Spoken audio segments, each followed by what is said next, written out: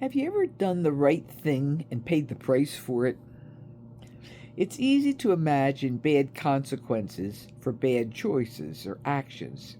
After all, that's what we were taught as children. But when negative consequences come from something that we do that promotes gospel fidelity, this is more difficult to accept.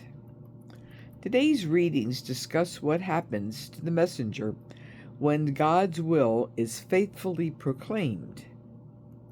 Of course, messengers are imperfect, as Jeremiah surely was, but denouncing the lack of faith in his time cost him dearly. Today we might ask ourselves, what price are we willing to pay for the gospel?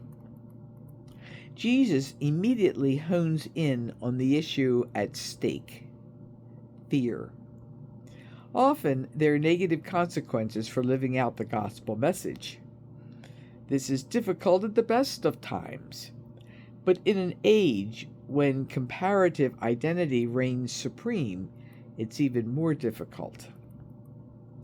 We largely take our identity today from a comparison with those around us. Our culture encourages us to do so. Even when we have enough, are enough, and are repeatedly told that enough is never enough. The cost of being true to the gospel can come in many forms. It may involve risking a job for speaking up about injustice when you know those with power disagree with you.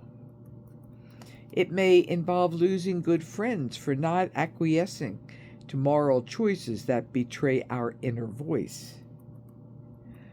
Choosing to love and support an othered person, whether that's gay, trans, migrant, etc., can result in a rejection from our families for living according to our conscience. These are only a few ways a price can be paid for living a gospel life. I often ask why Jesus was killed for simply proclaiming that God is love and that we must love our neighbor. Oh, yeah, and everyone is our neighbor. There's a cost of love. Love demands something from us in terms of time, resources, security, and control. We have little trouble with this in terms of those closest to us. Yes, I'll give you a new car for your college tuition. No, I won't travel to Europe because your medical bills are more important. Yes, I'll make your dinner because you're suffering, and that is what friends do. But Jesus goes further. We're supposed to treat the person on the side of the road with the same love and care as we treat our own family. And that would mean a great deal of difficulty and inconvenience if I lived that out. What if helping the other gets in the way of my retirement goal? My sense of security rests in my savings account, because if I don't take care of myself, nobody else will. Am I supposed to use resources for others when I'm planning for retirement? Do I deserve 10 years on a golf course if children are dying of hunger? Everyone is supposed to save, regardless of the state of the world. Should I visit the sick, homeless, or marginalized when I really want to go to that sporting event? What do I do for me? What do I do for others?